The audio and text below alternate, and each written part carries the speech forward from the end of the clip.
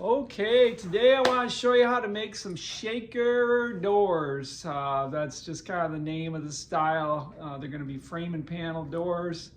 I'm going to start off with making the frame. So whenever I make a set of doors, I start off with making the frame. They're going to fit this cabinet over here. I just have the face frame done right now. So the cabinet is not even hardly built. I just had the face frame, but the face frame gives me a nice skeleton or blueprint for the rest of the cabinet.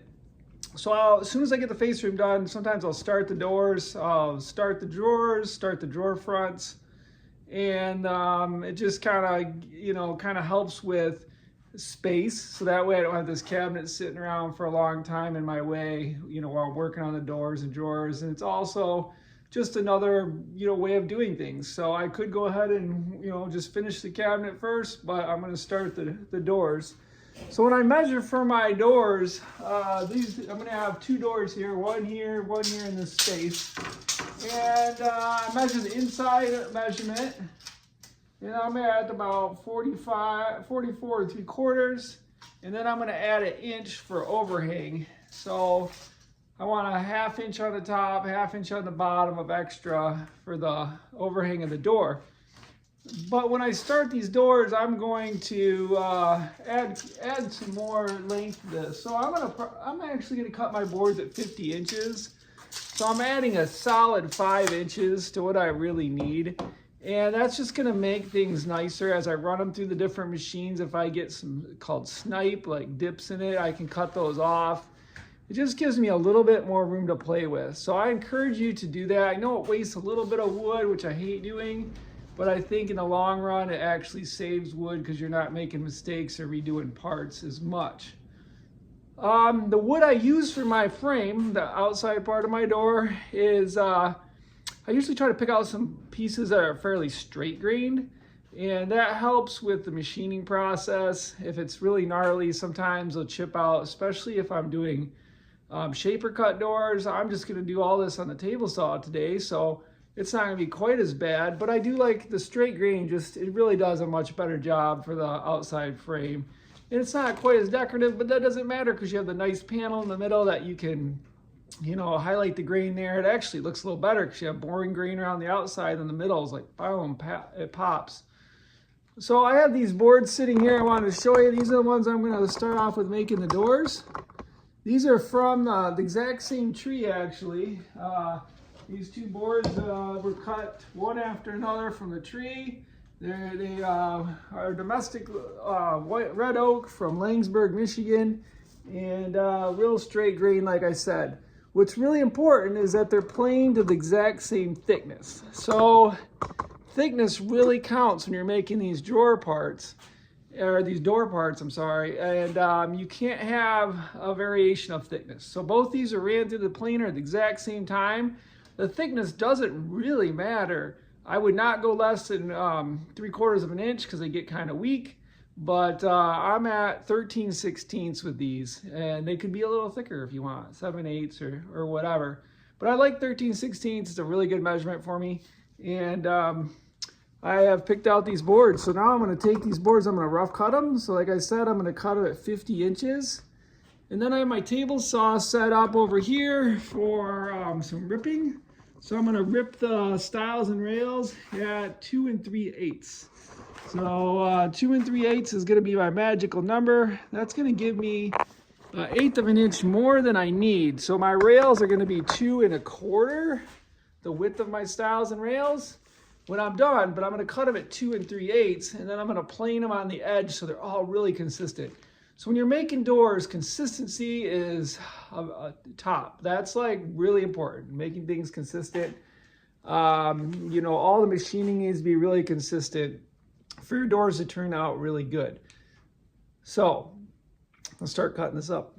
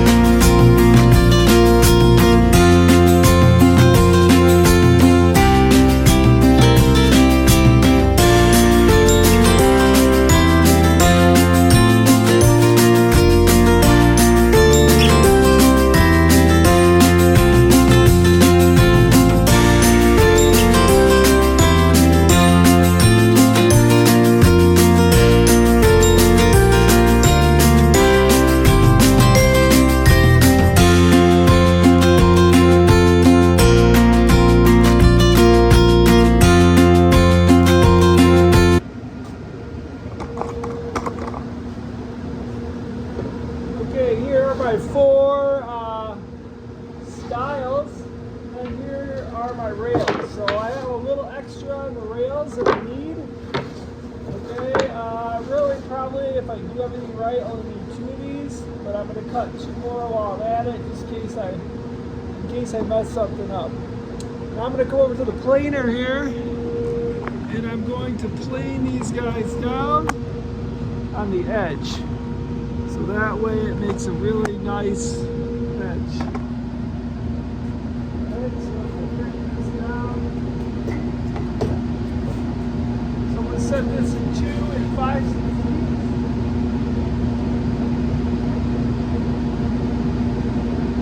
Taking off 1/16. I have to open up my gate here. And I'm going to stand them up on edge like this.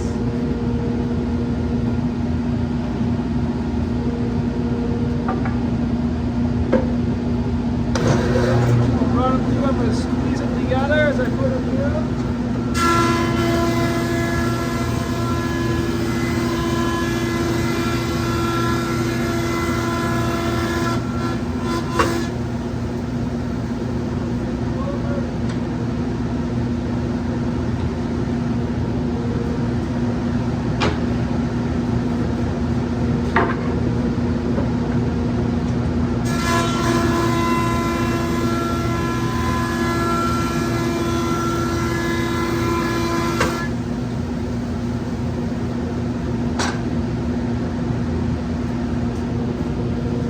Okay, now I'm going to lower it to 2 1/4.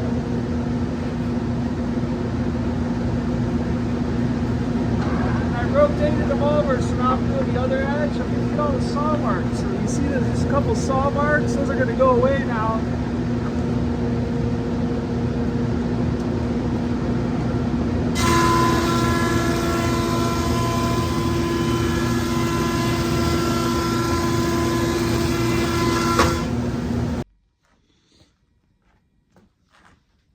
Alright, I just got done running these through the planer on the edge. I know you're not going to be able to see it in the video, but these are crisp. So that planer does a great job. There's no chip marks on the corners. There's no saw marks.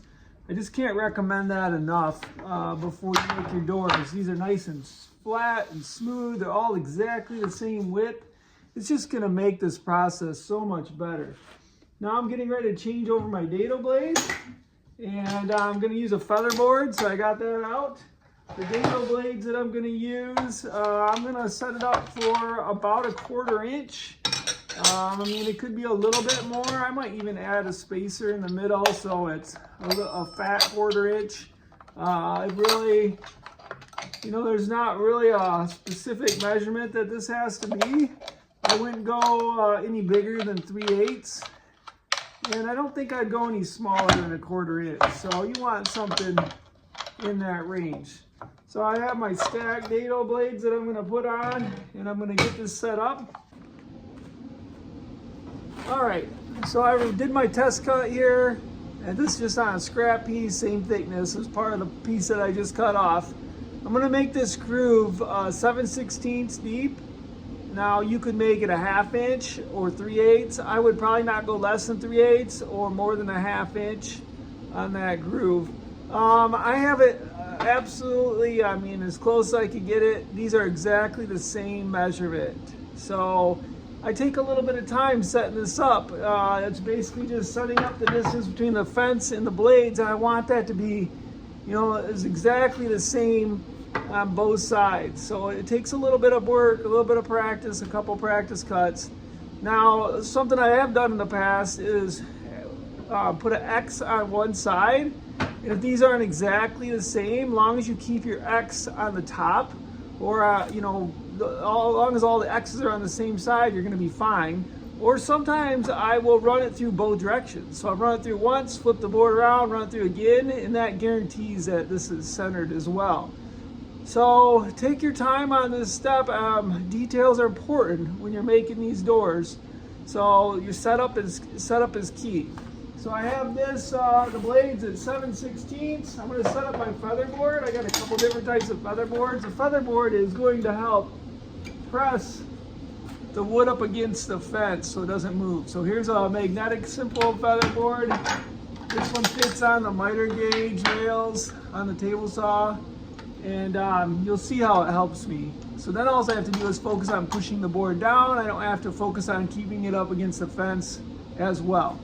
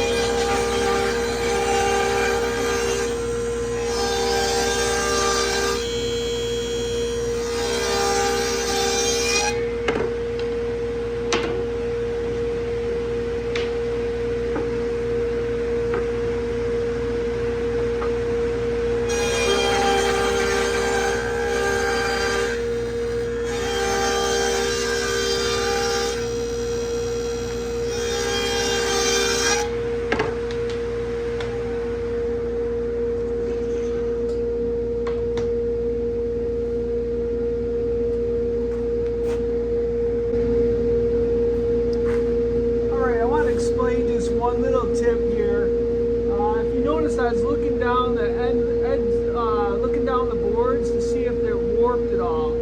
So if the board has a curve in it like this, so if I look down the board and the board has a curve in it, I put it to where the curve goes up against the fence. So that way I'm only pushing right here and it'll follow the curve. If you go the other way, you're forcing this to try to bend the wood. It doesn't really work that good. So I would recommend putting it so the curved edge, like it's curved, the curved piece goes up against the fence instead of the other way where you're pushing it. You know, I usually try to pick out pretty flat, straight boards for my styles and rails anyway, but you really do want to make sure that it's getting pressed up against the fence. It's super important.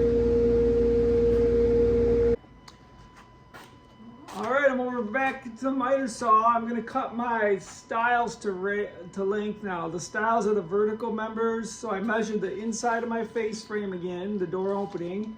Then I added an inch because I'm going to have the door overlap the top and the bottom by an inch. So what I do, you know, the ends of these boards are the part that's not going to be the greatest. I try to pick the best end of the board and I'm going to trim that first. I have a little pencil mark on my table just to make sure I don't trim too much off. It gives me a little bit of a visual of kind of where I'm at. So I trim the first edge off. I might go a little slow on my cuts so it doesn't chip out my pieces because I want these to turn out really good. They're my doors. So then I'm going to use my stop block. So I have a stop block set up over here. You might be able to see it. And it's going to measure it off at exactly the measurement I want. So I have my stop block over here. I'm going to use that because I really want consistency on my doors. That's the most important part, really, the consistency. As long as they're all the same, I can adjust it, you know, to make it work out, but I really need it to be the same. So I'm making sure it's up against my fence good. All right, so here's one of my stiles. So I'm gonna cut all 4 of my stiles now. Now it's time to make my rails. The rails are the horizontal pieces. I'm going to show you the simplest way to do this. So over here, back to my face frame, I have 32 inches. I'm going to add 1 inch because I want a 1/2 inch overlay on each side. So I could take, you know, 32, divide that in half is 16, and then add a 1/2 inch, so that's 16.5. Or I could do 33, divide that in half, 16.5. So that's how big each door needs to be, is 16.5. So that's how wide it needs to be, 16.5. Now I know a lot of people, I like math. There's a lot of people that do not like math a whole lot. So I'm going to show you the least math way to do this. And you know, I should show you the mathematical way, and I will explain it, but I do think a lot of people just want to get it done and they don't want to sit here and do a bunch of calculations. So I'm going to set these on my workbench here at 16.5 inches, the outside diameter, or the outside measurement, not diameter, it's not a circle. And then I'm going to clamp these down with my clamp, and like this. That's my furnace going. It's pretty cold out. Really snowy day. Big pile up on the freeway, and we got a lot of snow going on.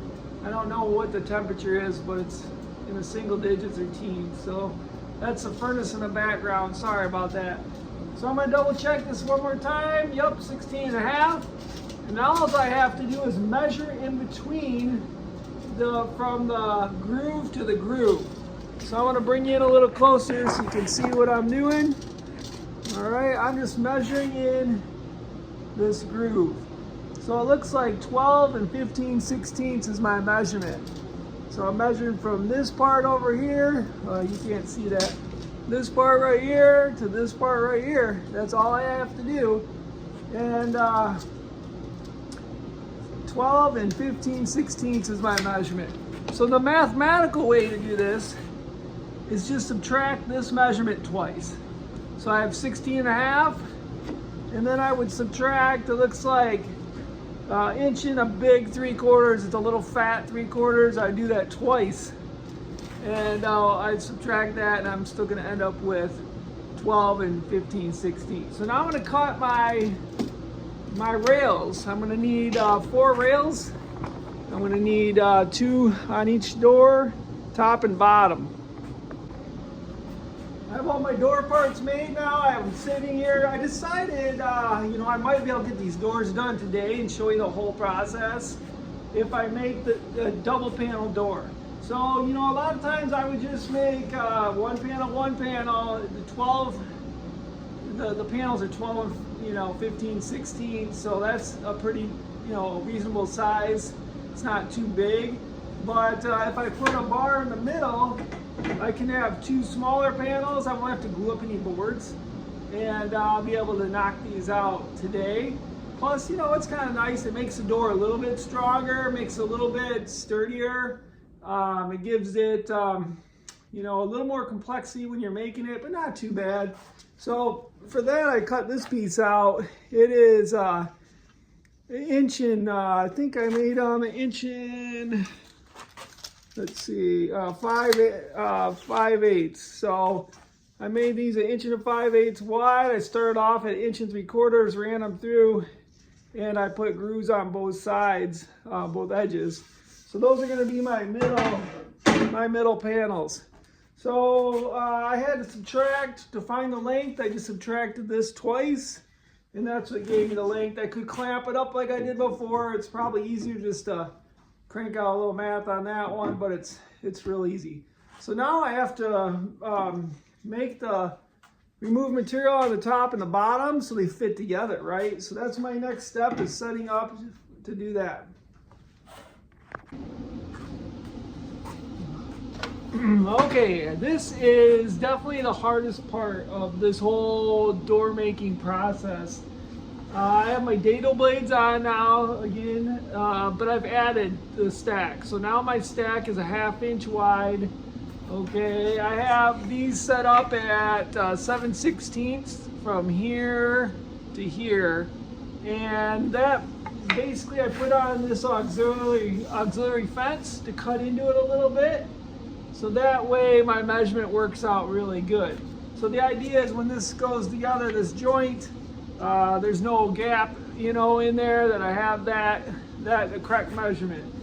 That part's pretty easy though. The part that's tricky is getting the height of the blades right. Because I want to remove equal amounts off each side, and I want the joint to go in without having to file or sand, but I don't want there to be any slop. It should kind of hold itself in place, and that's really hard to do. So the last, I was turning the dial in the front of the saw to remove or to raise and lower the height. I was turning it at about 1/8 increments. So that's not very much, right? So here's my dial in the front of the saw. When I was making my adjustments, I was turning it probably about that much either way to try to get this set up. When I get it dialed in, I lock it. So I turn this dial to lock it. And then I should be good to go for cutting all the end pieces. And one thing I need to do is put a backer piece on. So the backer piece is going to help prevent chipping. Because I'm not cutting all the way through the board, I can use the miter gauge and the rip fence together. I don't have to, I'm just allowed to do that because I'm not cutting all the way through. I'm not going to have a real high kickback risk here. I am going to try to really hold the board good with the miter gauge. I need to make sure my miter gauge is square and ready to go. So I'm going to run all the ends on these now. Quite a few to do, but it won't take too long. The hardest part's already over, setting it up.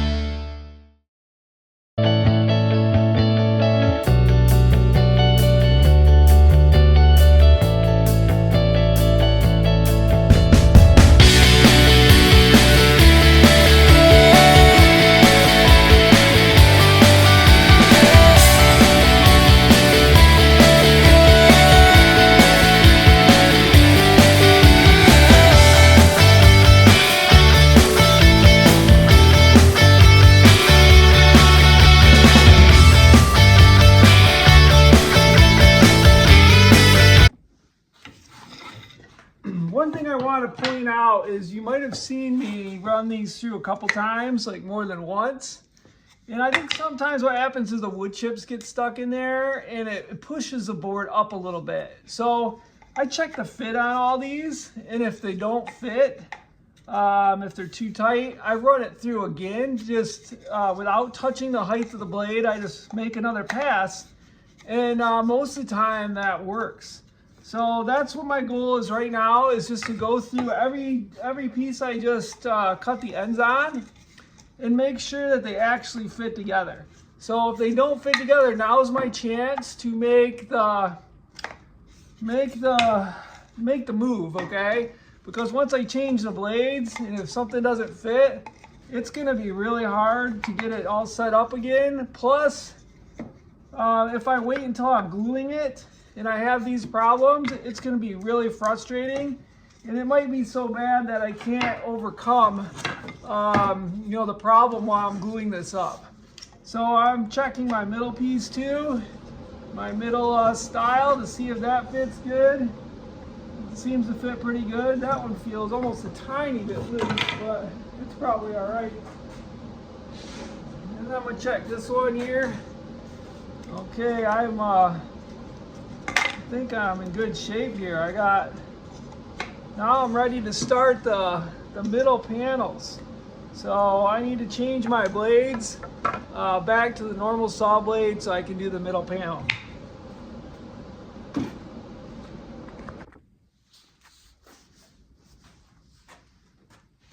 All right, off to the door panels now. So for the door panels, I just found some nice oak boards that looked real good for what I wanted. I planed them down to 9/16, so I made them a little bit, quite thin. I don't like to go any thinner than this. You could probably do a 1/2 inch. You want the door to have some mass to it, so I try not to get it too thin. But I don't want the panel sticking out the back of the door either. So 9/16 was the measurement for me that makes this panel flush with the back of the door. So I ran these through the planer, got these down to that thickness. And then for the length, it's pretty easy to calculate this. For the length, I just measured this again. It's 42 inches, and I subtracted a 1/16. So that's how long I cut my panels, 41 and 15/16. I just subtracted 1/16 so it fit in there. And then I took this piece, my horizontal rail, and then I subtracted this measurement right here, the measurement that's left, the tenon. And then I divide that into 2 because I have 2 panels, and it came out to 6 1/16. So that's how wide these are, 6 1/16, and the length is just what I told you. So this part, I'm gonna go back to the dado blades now on the table saw, and the setup on this, is a little bit of work, but not too bad. Not compared to doing the ends. So I have my auxiliary fence on again. I added a little bit more stack, so now I'm at I think I have 5/8 thickness here on the stack. So I want this measurement here, I want this to be a little bit wider when I remove this part. So basically what happens is on the back side, you'll see I want a little bit of a gap here. And I don't want that to be, I want there to be a little bit of room. So that's where, why I added to the stack a little bit. I don't have a good way, it'd be nice to have a feather board pushing down. I don't have a feather board that I can attach that way. I used to have one, it broke, I don't have it now. So what I'm gonna be doing is running these through like this, and I'm trying to really push down. I might have to run them through more than once, and then I check them, right? So I take one of my scrap boards, I go all the way around it just to make sure that they fit good. One thing I did when I planed down these 4 boards, I also planed down another scrap piece so I could use it as a test piece, because I didn't want to do my tests on my good pieces. So that way if I have the scrap piece here, I can do my tests on these. So I'm going to run these panels. I have 1 done. I'm going to do all 4 now.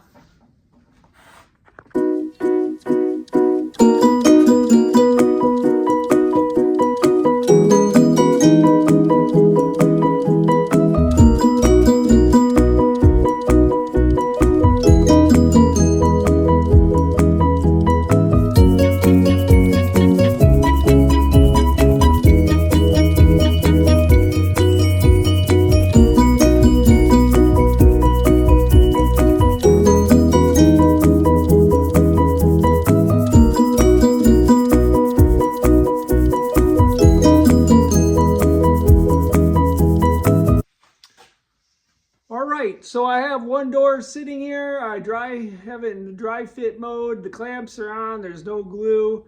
It's a really good practice to get into, dry fitting these things. It helps you find mistakes before it's too late. Once you get the glue on it, it is too late. So the first part of this, when I'm assembling a door like this, the first thing I'm going to do is assemble this middle beam.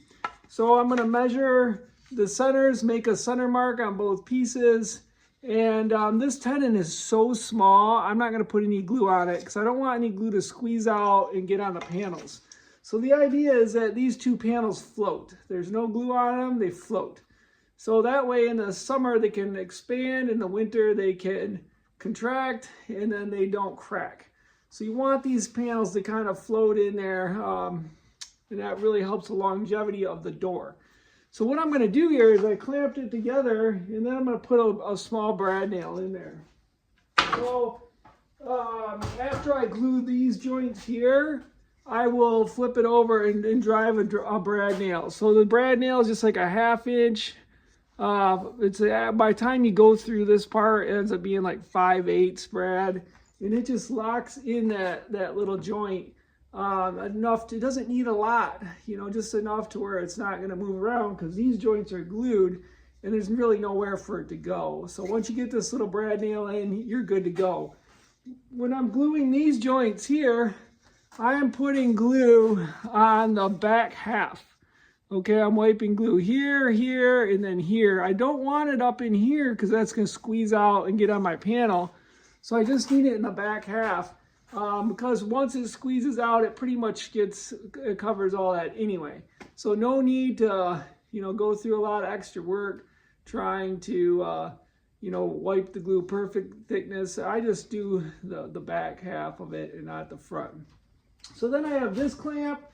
And this clamp, I have pressed this down all the way on the clamps because I don't want it to be anything sticking up. I want it to be nice and flat on the clamps. So that's really important.